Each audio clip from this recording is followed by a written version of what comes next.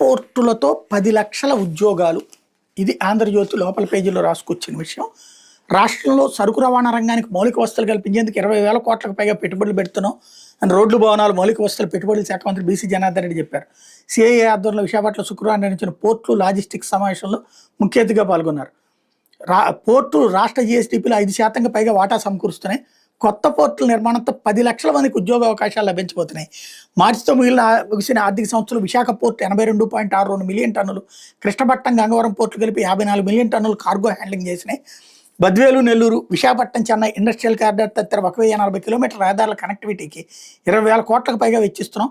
సరుకు రవాణా 15.7% నుంచి 7% తగ్గించడానికి లాజిస్టిక్ పార్కులు, గిడ్డంగులు, కోల్డ్ స్టోరేజ్ సదుపాయాలు అభివృద్ధి చేయబోతున్నాం.